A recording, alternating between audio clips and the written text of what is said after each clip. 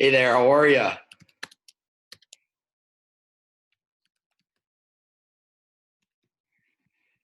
Can you hear me, Steve? You just got to hit the lower corner. There we go. I think that's working. Is that better? I think we got you. How's it going? I'm good, man. Thank you. Looking lean and mean right now. Oh man, not even. Not even, man. Especially with just sitting around all day, I put some serious pounds on. Are you on the COVID-19 diet? Dude, yeah, the corn 15 is what I'm calling it. I like that. Corn. The 19 at the end of the COVID really hits home for you, huh? Oh, dude, you're telling me, man. It's been great because the food's awesome, but man, I need to get out more. How's your little guy? Little guy's doing good. I took him down to the ball field today, so he'd hopefully be mellow throughout all this, but we'll see how that goes. I like the shirt. Is that from your playing days? So actually, no. So when we played, we had all cotton, man.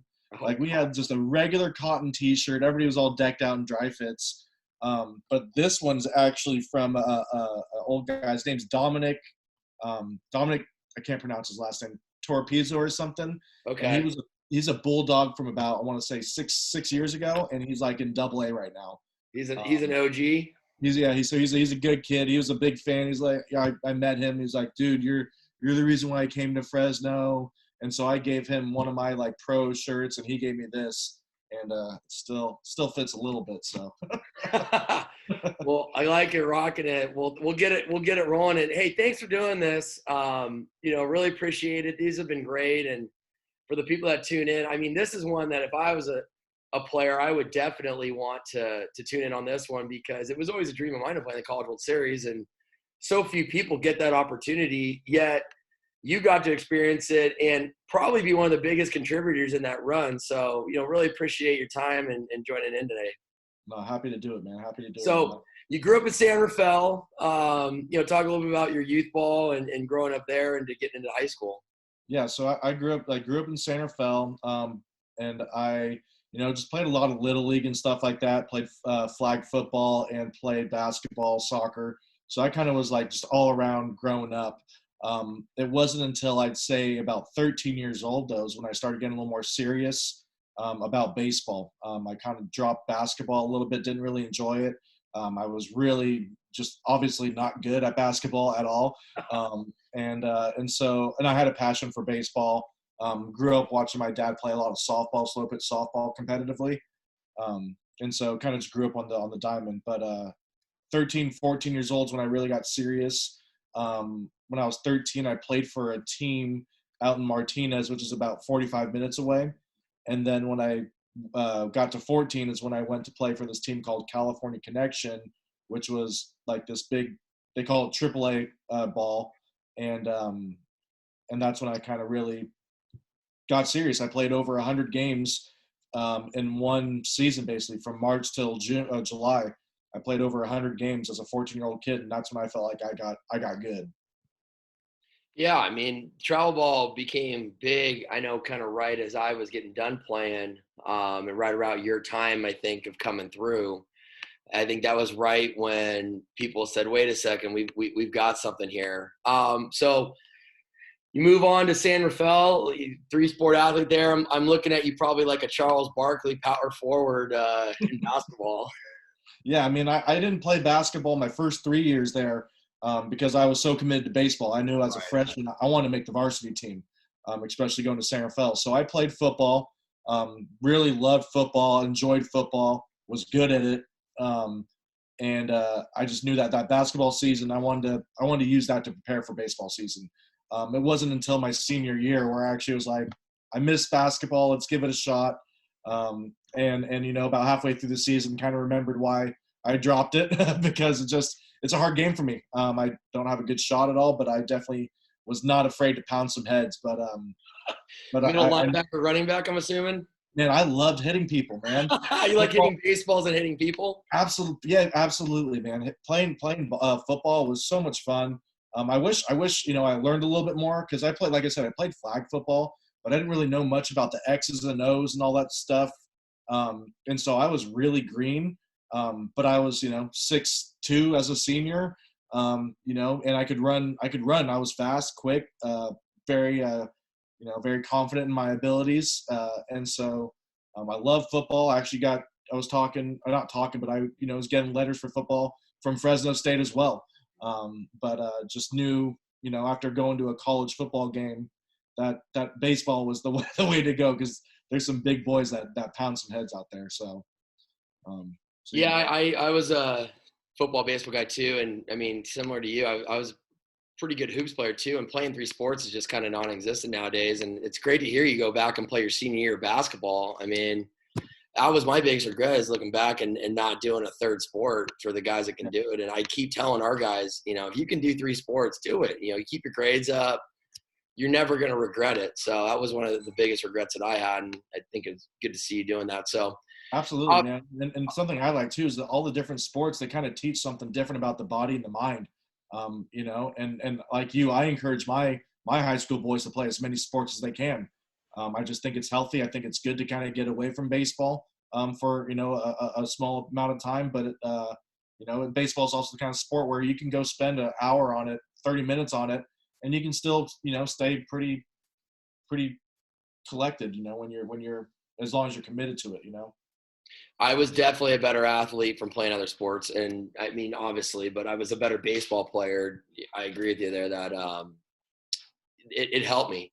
The parts of football helped me with some controlled aggression in baseball, the first movement, explosiveness in basketball, and kind of your balance.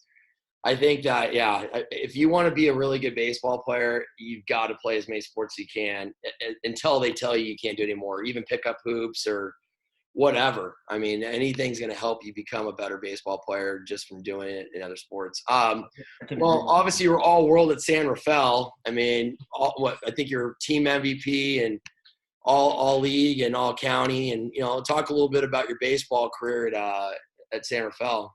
Yeah, well, so I know as a freshman, I wanted to make sure I made the freshman varsity team as a freshman. We had a lot of seniors there, I remember, but I also felt like I was good. And I also had a fire and a passion that wasn't really, I guess, around San Rafael at that time. And so I know I went in my freshman year, and I ended up taking a spot at third base from a senior, a guy who'd been starting there for 3 years. And he got in a little bit of trouble on campus one day. I played third base because he got suspended, and I never left. I never sat a game after that. My sophomore year and junior year, I was the starting shortstop. And something that I really prided myself on was just hustle, man. I always felt like there's not much you can control in baseball, but you can always control your hustle. You can always control your emotions. And so I always wanted to be a great teammate, always be I was a chattery kind of guy. I like to, kick your butt and let you know that I was kicking your butt at the same time. But also, I worked hard, and I felt like if I were to hustle, and kids, maybe looked up to me a little bit on my team, that maybe they'd start doing it too. Because something I know about San Rafael is that there's need to be a little bit of a culture change, because it was just kind of easy going, and the expectation wasn't to win a championship. And that's not really how I got down.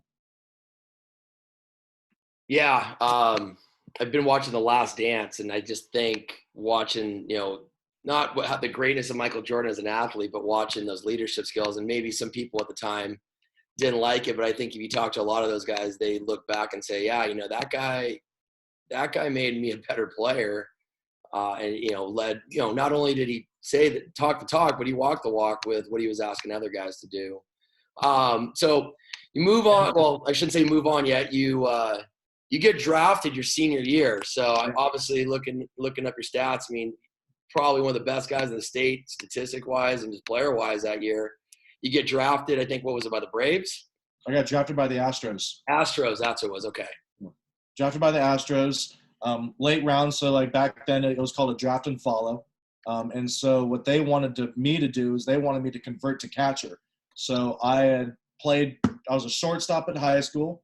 When I was playing travel ball in high school for NorCal, I was an outfielder, and then I get drafted to convert me to catcher. And so what that basically told me is that I could hit the ball. I knew how to hit. And it was just a matter of what I was kind of comfortable with. And so, getting drafted was huge, because that's what really started getting me on coaches' radars. Because like you said, I wasn't a big time recruit. I wasn't talking to a ton of schools. I was talking to USF a little bit, and I know that was a school I really wanted to go to because it was close to home. But when I got drafted, it kind of just opened the door to all these different colleges because I was uncommitted and I was planning on going the JC route, just to kind of show that, hey, I can ball, I can play. I want to go play with some junior college kids to show that my abilities are where they are, and then have an opportunity to go on to a D1. So I wasn't extremely highly recruited through my high school at all. So when did you actually get recruited by Fresno State? Was it your senior year? So when I first contacted Fresno State, they called me my junior year, early in my junior year, just talking, wanted to have a conversation. And then I hadn't heard again from them until summer of my senior year. So it was a good year and a half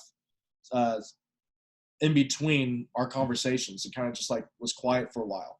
And come that summer season, going from senior to my freshman year in college, Fresno reached back out because they had a few guys who got drafted, who signed, who they weren't particularly expecting to sign.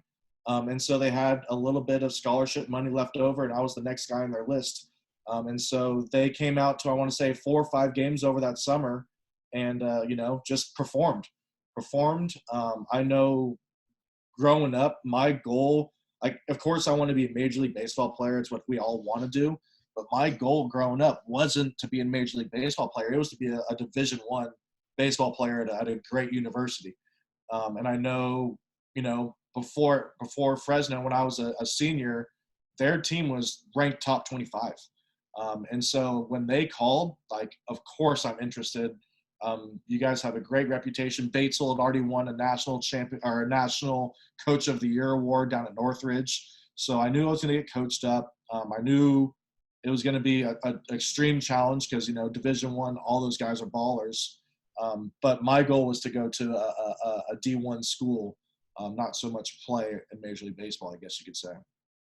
Yeah. I mean, your education at the end of the day, and I even tell guys that have that aspiration, I go, that's great. I hope you have a 10, 15-year career, but I go, you're going to have to do something after baseball's over, even if you're 40 years old. And Yeah. just that degree of giving you something else, I mean, it gives you that stability even along the way of knowing, okay, I get hurt, something happens, I'm going to be okay. And it gives you a little bit of that peace of mind. You mentioned the draft and follow, and I want to explain this because I know a lot of our families, probably don't know what that was. So back in the day, when I was playing, and probably at the tail end of when I think you were coming through, when a major league team drafted you, they held your rights all the way until the next year's draft. So it's changed now that when the team drafts you, they have a certain amount of months. I think it's 2 months to sign you, or maybe a little over that. It might change because of the draft this year. It's gotten pushed back and they've shortened the rounds. So a lot of kids, when they got drafted out of high school in those late rounds where they knew they weren't going to get money or much money, they would elect to go to junior college instead of going to a 4-year, because they could go to a junior college for 1 year.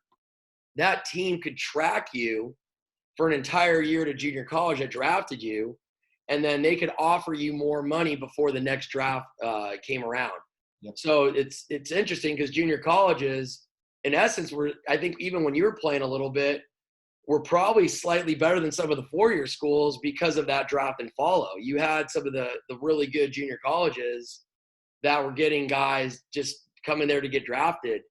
I know when we were playing, that was the case. I think right around your time, Steve, was probably like when they started getting rid of that draft and follow. And I know it killed the junior colleges there for a little while because, guys are saying, well, if I can't sign, I might as well just go to a 4-year school and do my 3 years there. So I wanted to segue and talk about that because it's something I know a lot of people don't remember, and how much of an impact I think it had just on a college player's decision of going to a 4-year or going to a 2-year. Yeah, absolutely. I mean, that was a huge decision for sure. Because I mean, the thought, like, that was my thought, was if I go to a junior college, I could have a great fall and get signed and go playing a short season single A or whatever it is, Correct. But like I said, like my goal wasn't to play Major League Baseball; it was to go to a D1. And so the reason for that was not because I didn't want to play there. It's because I had two parents who didn't go to college, who didn't get a degree, and I wanted to be the first one, and not just my parents, my whole bloodline.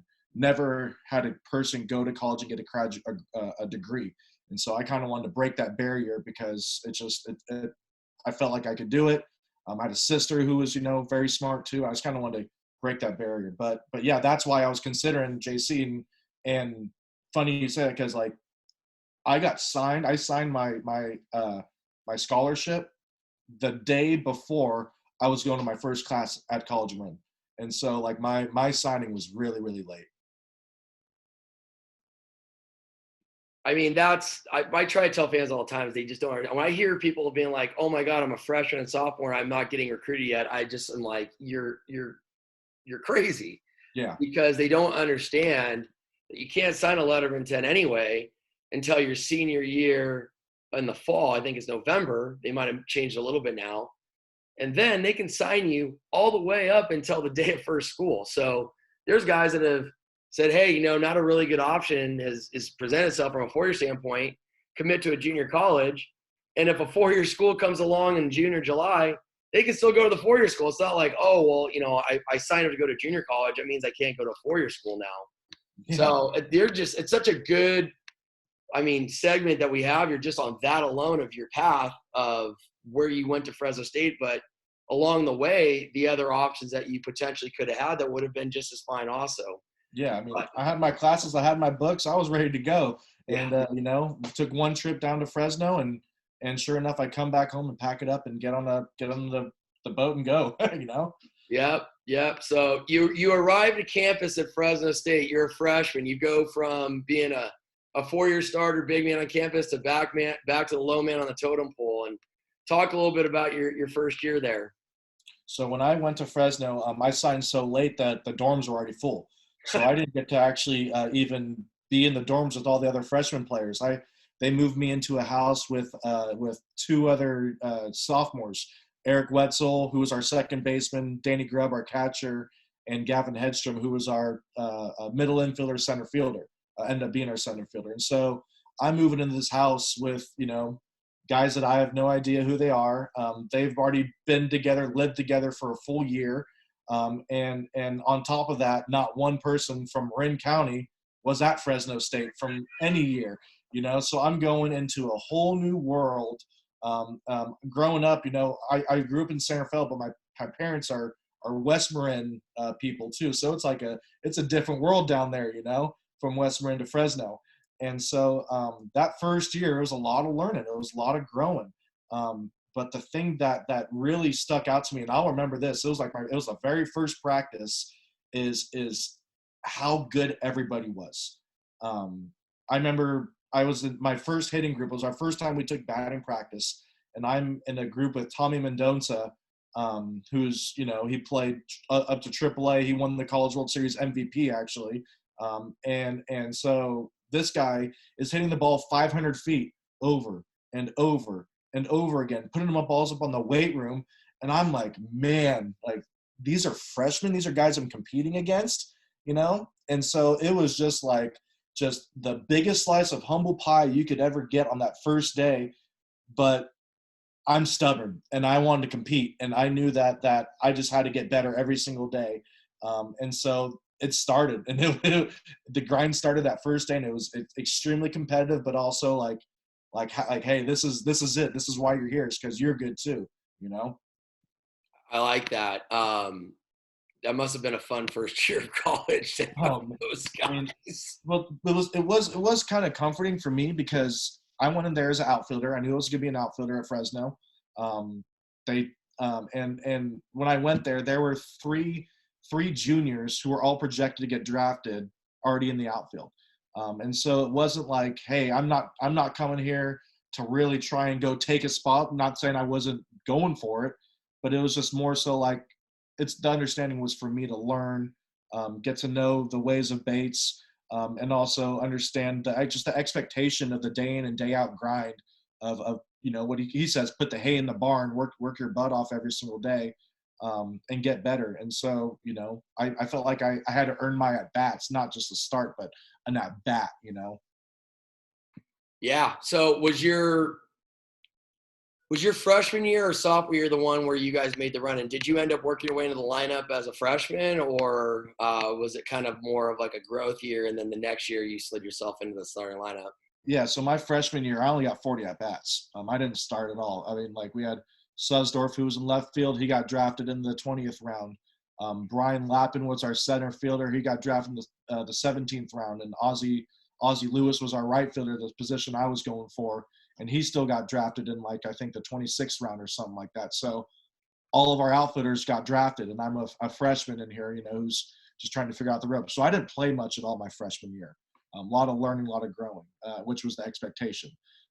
But my sophomore year, once those three guys were gone, with the exception of Suzdorf, because he came back, there were two opening spots in the outfield, and I know he brought in a few JC guys. There was the stellar freshman Trent Soares that came in, and so it was that sophomore year. It was a battle. Every single practice was like, I'm fighting for a spot, and you felt it. You're friendly in the clubhouse and all, but when you were working, you see those other guys working hard, and it's like it pushes you to even go harder, because you have to stand out and you have to do something to really to earn that spot.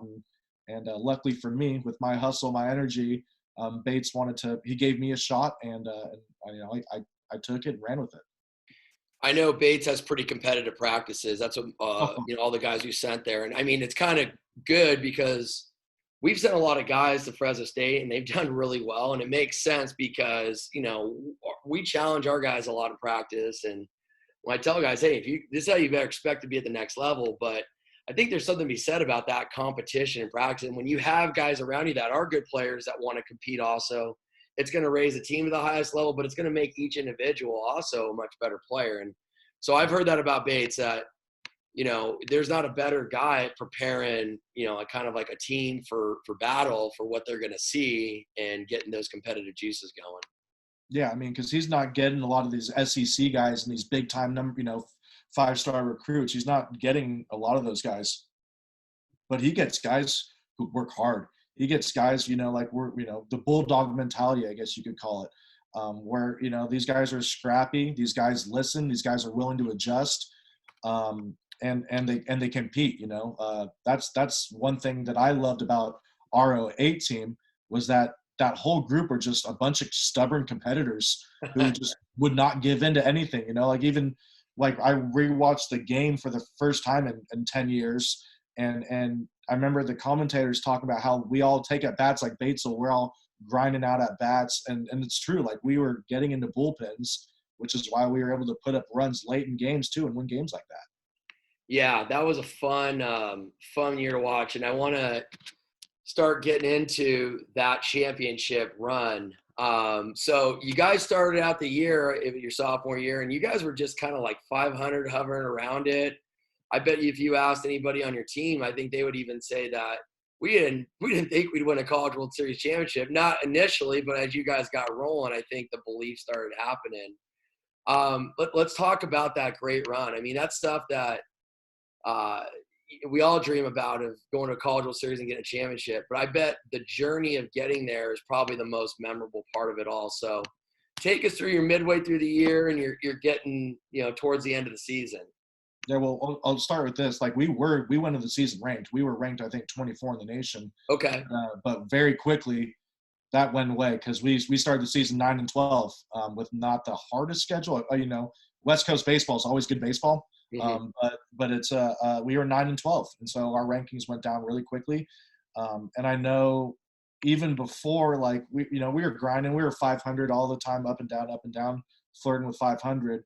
But I know, right before we went to the WAC tournament, just to even get a bid to the regional, we had lost 2 games to Sac State. We had a tournament, or a 4-game series at their house, and we split with them. And we thought we were good, man. We thought we were good. But when we split with them, it was kind of like, we need to figure this out. we need to do something different because we felt like we were the better team, and to split with them going into a WAC tournament, it wasn't acceptable at that time. And so, especially with the fact that we had just lost our ace Tanner Shepers, he hurt his shoulder, and so we didn't have him for the rest of the year. So we had a little powwow, talked a little bit, and we went into the WAC tournament out in Ruston, Louisiana, at Louisiana Tech, and caught fire, and absolutely caught fire. And I felt like once we kind of learned how to win, and it wasn't so much about trying to grind through the season. It was win today, win this at bat. And it really started becoming every pitch was so important. It kind of slowed the game down in a way. And so I feel like when we went to the WAC tournament and we were rolling, we were kind of like, okay, like where are we going to go? Where are we going to go? Who are we going to play against? Really hope it's not Fullerton, because we just got done losing to them twice in the championship game in the regional back-to-back seasons. So it's kind of like where are we going to go for this regional? And are we going to get a seed? Are we going to get a high seed or a low seed? Because we know we had the expectations early in the year. They called your regional the regional of death, right? Or what was the nickname of it? The regional of death, man. It was the regional of death. That's the best thing about West Coast baseball is that, like, when the regionals come out, they put the West Coast teams together and we just beat up on each other, man. There's a lot of conferences out on the East Coast and in Central America that you never really even hear about. But out here, you got the Big West, Pac-12, the WAC. Like, there's real baseball out here. And so when we went to the regional of death, we had Long Beach, which I think was like ranked 6th or 7th. And then we have USD, who's ranked 13th.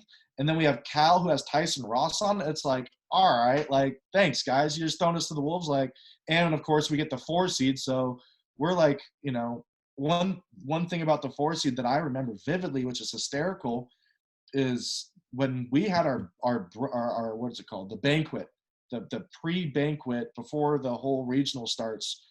They let Fresno eat dinner first, because they say, hey, let's let Fresno eat first, the number 4 seed, because they're not going to be here for too long anyways. No way. And absolutely. And they said this over, and we're like, what's that about?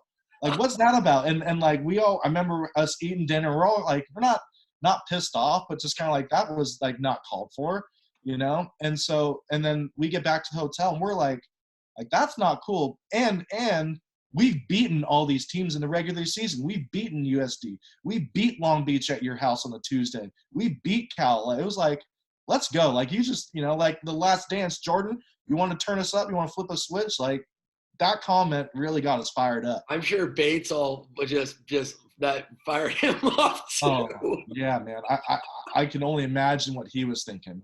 But he did a pretty good job of throughout that whole run, just kind of letting us go, because we weren't this big gung-ho, in-your-face kind of team. We were loose. We were goofballs. We were having fun and playing stupid games in between innings, That's just kind of our character. And so that's why I was saying, like, we were like, what's that about? But it wasn't like it got us riled up like it probably did for base. That's good. I did not know that. That was pretty funny. So you yeah. get to the regional and you have your dinner, and they're discounting you guys, and so you get into regional play. What happens? The magic starts. Yeah. So we right out the gate, we get Long Beach. We're getting their ace, but we go into it feeling confident because we had already beat them at their house once before. That's actually where I tore my thumb. My tendon was sliding headfirst at a Long Beach game on a Tuesday, just a regular game. And so we got there. We played Long Beach. We knew how to play there, because if anybody who's played at Long Beach knows that it's a graveyard. Ball does not go anywhere. Compared to Fresno, where it's an absolute airport. All down the middle of the plate and make them beat you around the yard at Blair Field. Yeah, absolutely, right. And then you got these fences that are 400 feet around basically the entire field. So it's like, it was a completely different kind of game that we had to play, and we executed it perfectly. The key to winning a regional is winning that first game, so you don't have to go to the losers bracket right away. And so when we handled Long Beach, it was like, we can do this. We know that we are going to have USD or Cal, both teams that we feel like we can handle, and it's not going to be Tyson Ross or Brian Matsu, who are, a couple high round draft picks for those schools. We're going to see One big leaguer too. Yeah, right. And well, both of them are big leaguers. Oh, you're right. I Matsu, forgot about that. Yeah. yeah, Matsu was with the Orioles for I think 6-7 years or something. Yeah, you're right. Tyson Ross he's still in it, right? He's still doing it. Yeah. So we didn't have to face a big leaguer. So it's like we have to handle this Long Beach team. We scrapped, and once we saw USD without Matsu pitching, it was like we can do this. We know we can do this. We've done it. We beat them, same kind of style, no home runs. I think Tommy might have hit one because he's just a freak. But yeah, I mean we played perfect for that environment. A lot of doubles, a lot of balls on the ground, and stellar pitching, stellar defense. And then what was it? So we're in the championship game, right? We win, we go to the Super Regional, and it's USD again. And of course, we get our butts kicked. It was like 16-1 or something like that. Just an absolute butt kicking. And so I remember walking onto the bus after that, and everybody's quiet. Everybody's like, we're gonna lose this again? Like, you can't believe it. And then Brandon Burke in the back was like, that sucks. And it just kind of loosened everything up. It was like, all right, like, it's one game, like that sucked. And it was like, and everybody started laughing. It was kind of like, it was almost like it never even happened. And we show up the next game completely loose. It was a great ball game. We battled, we won. And I think that was like our goal, was to win a regional, because we'd been to the championship twice in the year before that and lost to Fullerton both twice. So it was like, we got to the regional without Fullerton. Let's go win this thing. And we did. Yeah. I was thinking about it. Did USD have that one pitcher? I think he got to the big leagues with the A's that year. God, USD. Who was their dude that year? It was Brian Matsu. Oh, was it Matsu? It was Matsu, yeah, and I know that because there was another guy I know Rich used. Rich Hill is the head coach at USD. He was like their dude, but they would throw him on a Sunday, and they would use him to close on a Friday if needed, and then they would start him on a Sunday, and they would always ensure that they would win the series. Gosh, yeah, you're so right. Who was I? You're absolutely right. You know what I'm thinking of, right? I'm trying. He played absolutely the game a little bit, but he was a dude. Yeah, Spencer. It'll come to me, I think. I don't know. I might have to plug it into my phone and see on that. But I remember that year they had that they were doing like an unconventional thing, but then you get to the regional, and if you don't win that first one, it kind of comes out, changes the whole complexion of it. Yeah, the first one's the big one, man. The first one's the big one. So you guys win your regional. You go on to the super regional. You guys draw who? So we draw the biggest dog of them all, man, Arizona State. Yes. At Arizona State, right? At Arizona State. At Packard, which the old field there was an awesome venue. I mean, the new place is pretty legit, but I mean, that's one of my favorite college venues is there. Yeah. So I grew up wanting to be a Sun Devil. Like, I wanted to be either a Cal Bear or a Sun Devil. So going to Arizona State when they lost 3 games at home that whole year. And it's just like the draft had happened that week too. And so like they're all talking about the draft. They had 2 first rounders. Yeah. They had 2 first rounders. Their backup catcher got drafted. They had 15 guys drafted on that squad. And it's just like, okay, let's go have fun, guys. Like, we won our regional. Let's go give it our best. But we're going to the big dog's house, and I'll never ever forget sitting there game 1 watching batting practice and just being amazed by the amount of balls going into the street. Not home runs, into the street. They had to bring out a brand new bucket in the middle of batting practice to fill the thing back up because they were losing so many balls. It was like all right, these guys bang, and so we lose the first game, and it was just like these guys were good. They had Mike Leake, Brett Wallace. Yeah, I remember Mike. Was he a two-way guy for them too? He was a two-way guy for them. Yeah, I remember that. So yeah, and he played game 1, just shut us down. He's so filthy. You know, Brett Wallace, Ike Davis. They have, you know, these guys. Brett Jason Knitz Nash. Brett, was a I think, was up from sophomore. your area, right? Who? Brett was up from your area, I think, Yeah. right? So and so I played against Brett in high school. Yeah. Brett was Justin Sienna. I was Santa Fe. They're in our same Right. league. And Brett was the closer. I actually took Brett deep as a junior. He, you know, pumping 92, and I could hit a fastball. And I remember taking Brett deep, but I doubt if he even remembers that or even knows who I am. He was a good player. He had some pop, man.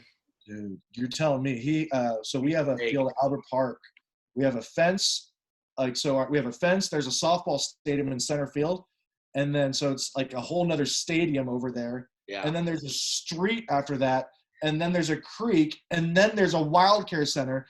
Brett Wallace hit one of the wild care center. I'd never seen a ball ever hit so hard in my entire life.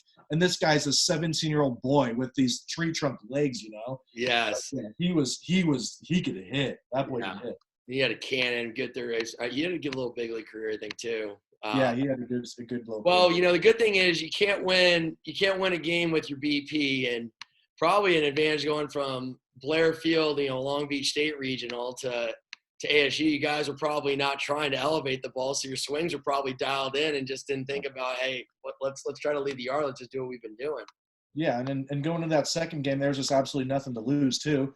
You know, you already lost the first one. It's like, you know, you're playing against one of the best teams in the nation, if not the best.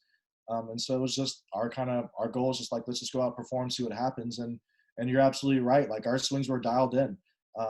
Gavin Hedstrom, my roommate, hit the biggest home run of Fresno State history, in my opinion. He hit a grand slam when we were down by 2 against ASU late in the game. That got us the lead to believe. And, you know, our bullpen came and shut it down, and we beat Arizona State at home. And something I know, going through that run is, in the game of baseball, if you're on the field, you can win. It's not football. It's not basketball. Baseball, weird things happen. Balls bounce weird ways sometimes. And 1 or 2 little breaks could be all you need to really take over a game.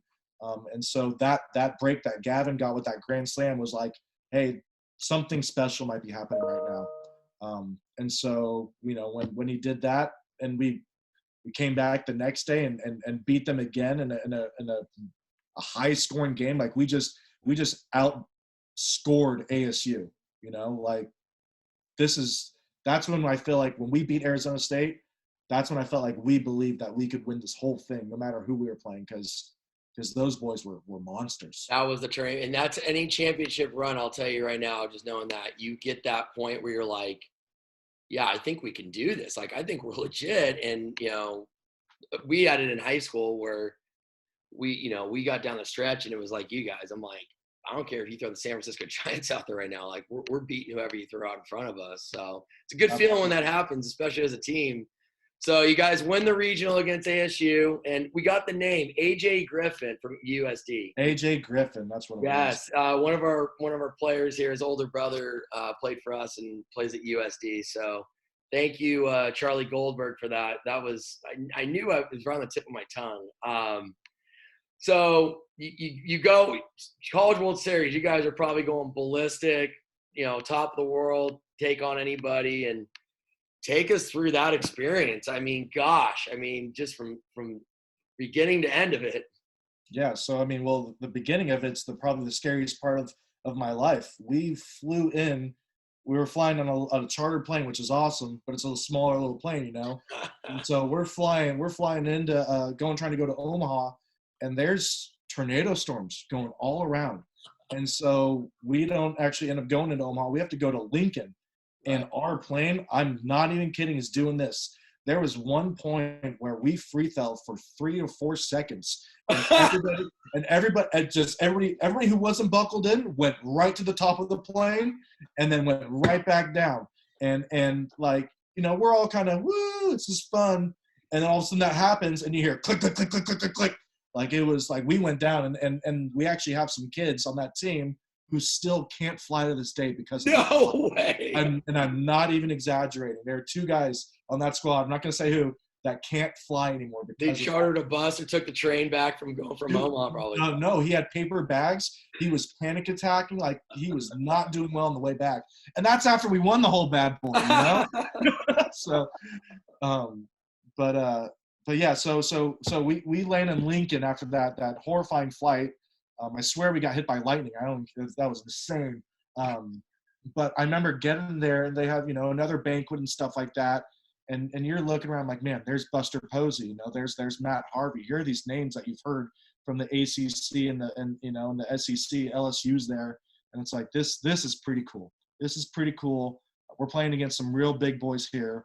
But the same kind of disrespectful thing kind of happened where we're out there, they have all the, I'm not sure if you ever been to Rosenblatt? Oh, I have it. Okay. So when you drive into Rosenblatt, there's this whole street that kind of leads up to it. It's probably about a half mile of this one race street. And it's just all these vendors that have all these things in it, and I can't tell you how much Arizona State stuff that we saw all over the place. And all the Fresno stuff was like, you could tell it had just been put together. And it's like here, like, all right, there, we're the underdog. We get it. We're Fresno, people were asking, what state is Fresno in? They don't even know where we're from. And so it was, it was like, let's go out and let's go have some fun again. Like, that's what got us here. And so it's pretty cool. You're signing all these autographs for all the fans. You're taking batting practice and people are yelling your names, and there's people in this, like, I've never had somebody behind me in a stand before. Like, that was probably the coolest part, playing right field and having somebody heckle me from behind. Like, that was pretty fun. And but just being on the big diamond with the big boys, but loose. There was no expectation for us. Right. And I know our first game was against Rice. And Rice is an old WAC team who we had a rivalry with, kind of. I wasn't a part of it ever, but I know Bates kind of had a little bit of emotion going to that game. And so, the videotape breakdown was just awesome. Like, you could tell he was so invested into finding any little thing to help us get an edge against Rice. And I think his name was Barry. He was another first rounder, like, this is like the sixth first rounder we've had to go through so far this year. Yeah, their coach was like the oldest fossil ever. He was Wayne Graham. He was there for like 60 years. I mean, I was like, does this guy even know where he's at? Dude, yeah, and he still got after it too. Oh, I know. He's still out there doing it, hitting fungos and everything. Yeah. And so we went to that game like feeling confident. Rice it's not an LSU, it's not a Florida State. Like, we can go handle these guys. And sure enough, we put up 19 on them. Hitting just home run after home run after home run.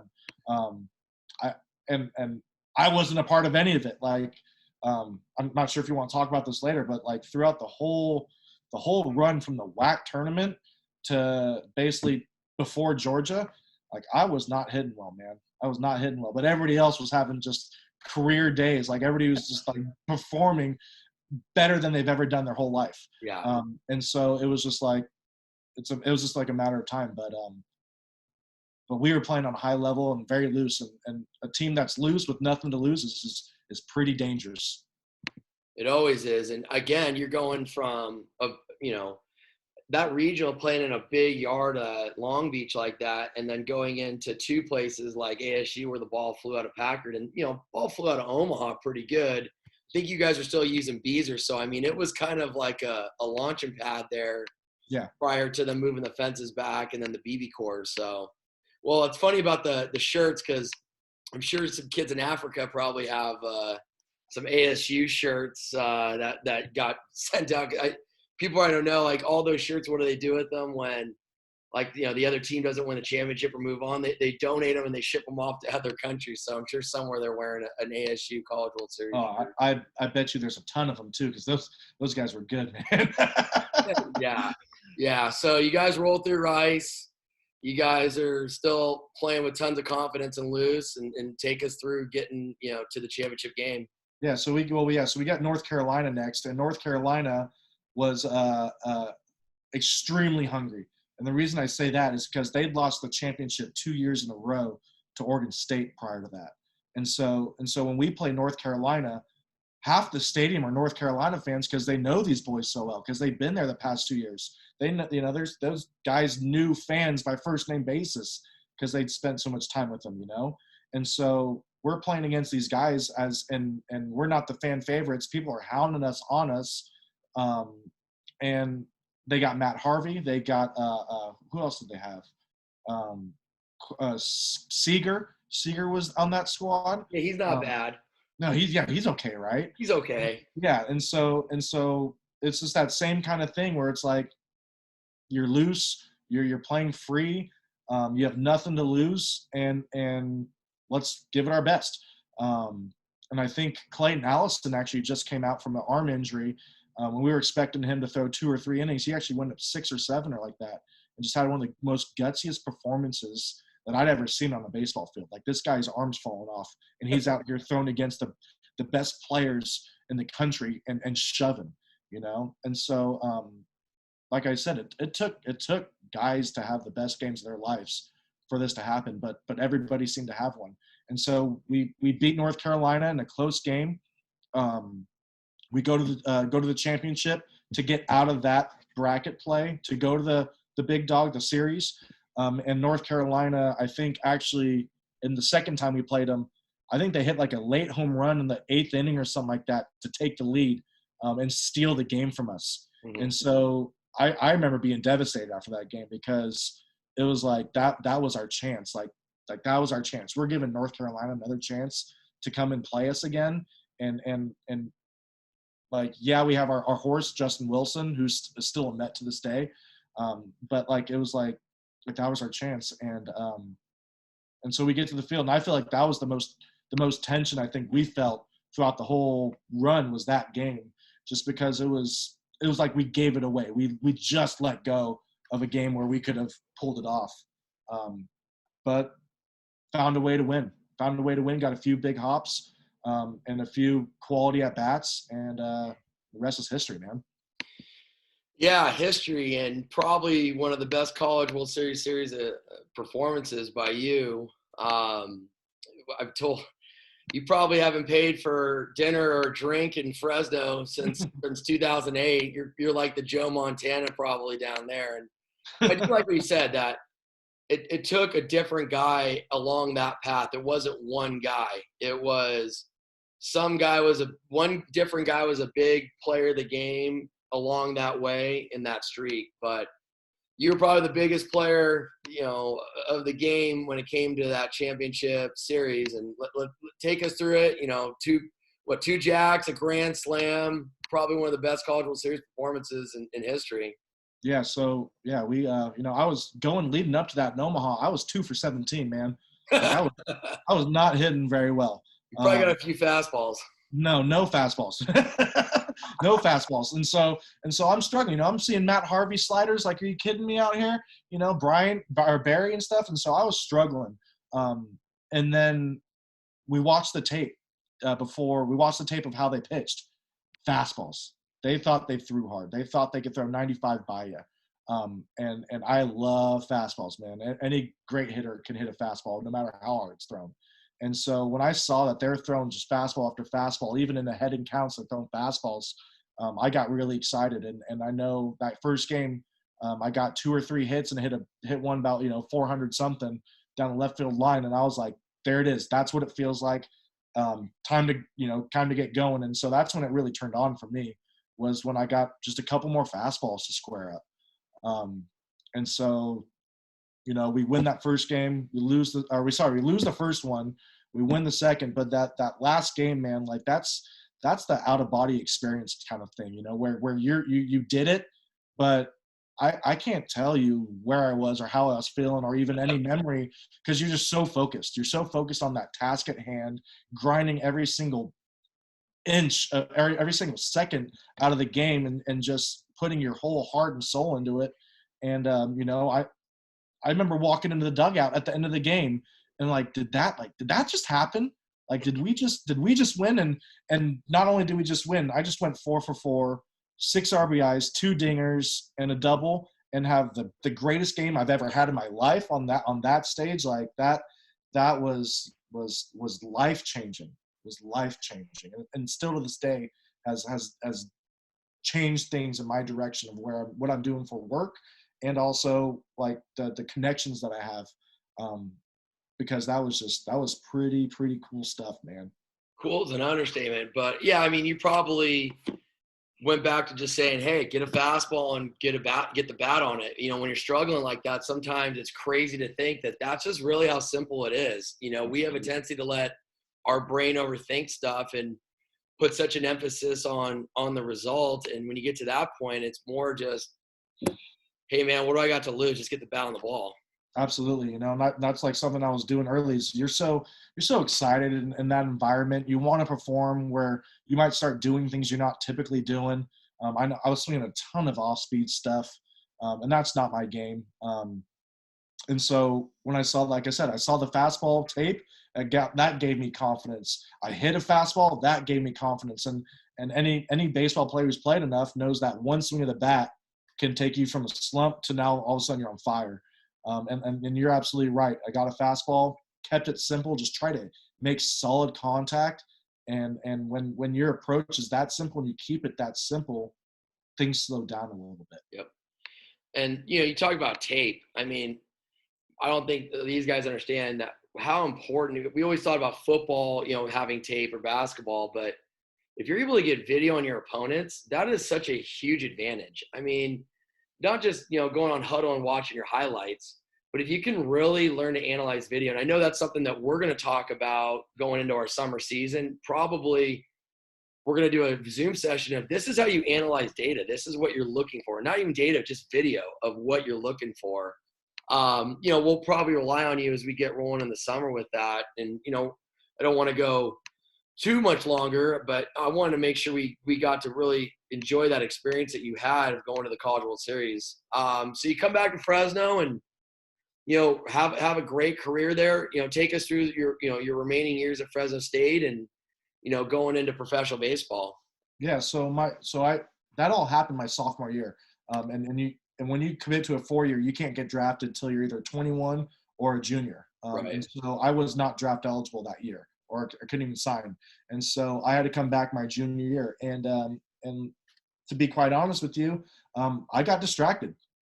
There's a lot of different temptations that came that I wasn't used to, that I didn't pass up. And so I go into my junior year, my draft eligible year, talking to all 30 teams, excited to, you know, probably play pro ball the next year, thinking it's going to be cake because what I just did. And come to find out a month later that there's these 2 freshmen that came in and took my spot.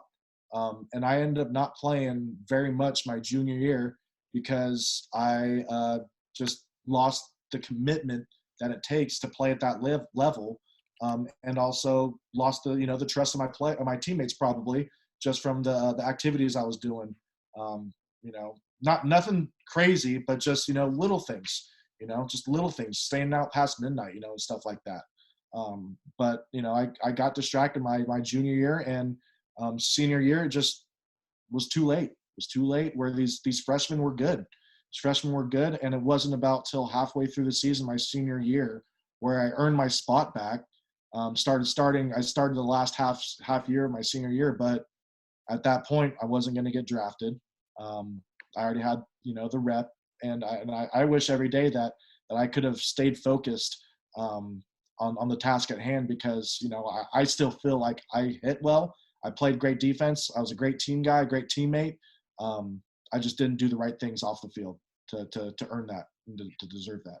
I think there's a part of all of us that get into coaching that I think the good coaches, at least, or guys that had an opportunity to have a great career and have success, that they want to share that knowledge of, hey, here's the mistakes I made, and I don't want to see you make that same mistake. And it's a fine line between feeling like you're a parent and a dad, or, you know, somebody coming down, but almost allowing kids to kind of let them make some mistakes, but not detrimental mistakes. But I think it's so important when you've had people that have been the top dog and had things outside that have deterred them from some success as they've moved on in their life, spreading that. And so I think it's great. You know, we'll talk about, you know, where you're coaching at right now, and you know, professional baseball. You played some independent baseball, correct? Yeah, well, one thing I want to add to that too is that it's not a mistake though if you learn. It's only a mistake if you learn Correct. from it. Exactly. You know, like if you're doing it over and over again, that's not a mistake. That's a habit now. You Right. know, it's a mistake if you learn from it and you adjust from it. So Right. I kind of want to add that real quick. But I love that. I mean, that's and it's true. There is no such thing as a mistake. It's only a matter if you want to make it a learning experience or a habit. And I think that yeah, that's, all the successful people, you look at the Last Chance of Michael Jordan, all these guys, they all look at it. It wasn't like they've been perfect. They've had things and said, okay, this happened. What do I do and make my adjustment off of that? mm-hmm. Yep. Like Scotty still regrets to this day that he didn't go on that play. You Yep. know, Yep. and that's so true because I got things that I wish I never I wish I would have gone to bed a little bit earlier a couple nights a week. So Right. but to get back into indie ball, yeah. So I didn't get drafted my senior year. I'm at home, not sure what to do. I'm a baseball guy. I played baseball my whole life since I could stand, and in diapers, I've been swinging a bat, and Yeah. and now I just had my last game. I'm flying back from Hawaii from the WAC tournament that we just lost. We're not going to a regional. Like this is the first year, my whole year, I'm not going to a regional. I'm done. It's over. And like that, it was done for me in my mind at that time. It was like I'm not playing baseball ever again. Like this is devastating. And luckily enough for me, it was what was it? It was 2 months later. 2 months later, I'm just sitting on my couch watching TV over the summertime with my parents, trying to find a job. And Matt Curtis, our catching coach, pitching coach at Fresno, calls me and says, "Hey, I'm not sure if you're interested or not, but I have an opportunity down in Las Cruces, New Mexico, for an independent baseball team." And I said, "All right, when's my flight? Like get me there yesterday if I can." Right. And was just so excited to have the opportunity to keep on playing baseball. And sure enough, I completely changed what I had learned from Fresno and the mistakes that I made there, and committed to the game of baseball at this level. Only problem was that this is a brand new league, brand new independent league, the Pecos League at that time. It was like its second year in existence or something.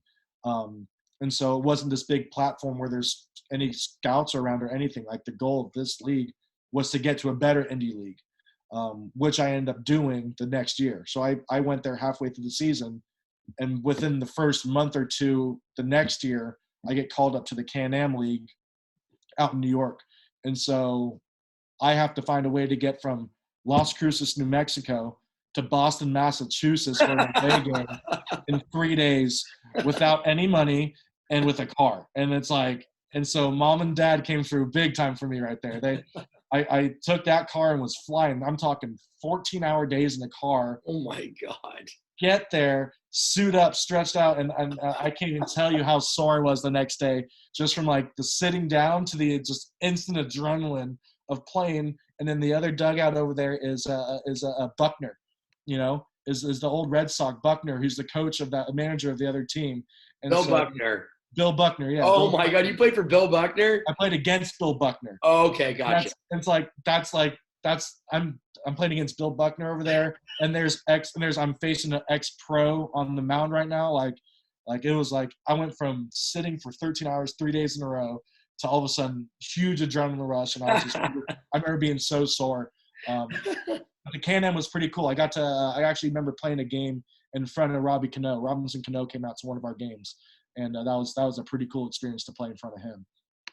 Wow. Well, heck of a baseball player journey right there, man. And Yeah. I mean, this is probably the can't miss webinar right now. I mean, out of all of them we've done, I think that this is by far probably the best one. And I appreciate you giving back to just people and sharing your story with us. And you're back at your alma mater, San Rafael, head coach there. How many years you been there now? I've been here for 9 years now already. Wow. 9 years. But this is my 4th year as the head coach. So as soon as I was done with ball, actually I have 2 more years at Indy Ball. I helped start up a minor league team in my hometown, San Rafael Pacifics. And so I played there for 2 years. But while I was playing, my job was to be the head of sales for the minor league team, and also coached the high school baseball team, and then played ball in the evening. Right. And so I stayed busy. But I loved Santa Fe. You know, they're never really the ones expected to win it all. But I know when I went back there, they only win 1 or 2 games a year out of 24 games. And so I just felt like I owed it to them to give back a little bit. And been there for 9 years. And this year was our year. It's a shame that we didn't get to finish it out. We started 5-1. Yeah, you guys were loaded this year. Yeah, we were loaded this year. One of our guys is going to UCSB. And so, a few of our guys play for you. And seeing the development, Jackson Johns, Jonah Bauer, like the way they came in as freshmen to what they are now is just drastically different. They're different ball players, different human beings. I'm positive you guys had a lot to do with that. That's all you guys talk about. Gibby Hoke's one of them. And so these guys committed to the game, committed to themselves, committed to their teammates. And I'm happy to say going from the first year where we won 1 game in our first year to where we are now, where we probably would have been a top dog, top 1, 2, or 3. It's pretty exciting to see the culture change that happened throughout that process. Well, when you're from the community, you have a little more sense of pride. And gosh, I love every guy we've had from your program. I mean, one of my favorite guys, Angelo Zorn, 2017 grad. He was like, that guy was an RBI machine. If you put a runner on third and less than 2 outs, I mean, it was money in the bank. It was like ground ball middle of the field. I mean, it was take and swing out. But every guy we've had from you, I mean, it's you obviously are doing a tremendous job there. Not only great young men, like you said, they're getting better, and they're so open-minded to learning. And that's a thing I think that's great to see, giving back in the community that you've got there. Hopefully we have more of that across, the state here and in our area. It's what makes Northern California, I think, a good community of baseball all around. All right, words of wisdom. What do you got? I would say, for one thing, definitely don't take anything for granted. What's some words of wisdom, you guys, we sign off here? I mean, I'm a believer in baseball gods, like whatever you do, they see. And so it's like, invest yourself. There's a reason why kids are playing for your program. Is because they're good enough to play for your program. And so I believe that, if you put your heart and soul into everything you do, the sky is really the limit. Like I said, I wasn't a high recruited guy. I signed a day before classes started and became a record holder in the College World Series. Like, anything can happen. But it's the steps in between all that really make you who you are. And so it's making sure you do the right stuff on the field. You're doing the right stuff off the field. You're taking care of your academics. And if you want to be a great ball player, I feel like it takes 2 things. You got to be a great teammate, and you got to have some thick skin, because this game is extremely humbling. If you play this game for a certain amount of years, there's going to be some really hard times. It's just important to grind through it. And when you're a great teammate, sometimes a teammate can be the one that pulls you out of that bad place. So always be a great teammate, compete your butts off, and enjoy it, because this game, unfortunately, we all have our last day playing it. And so make sure when you are out there, you play like it might be. Outstanding, man. Any questions, feel free to type them in, or we can click on you. Steve, outstanding. I'll send you the recording of this. Sweet. And maybe you send it over to Batesall and all those other guys. Absolutely. Maybe they can get it up on their Twitter or something like that.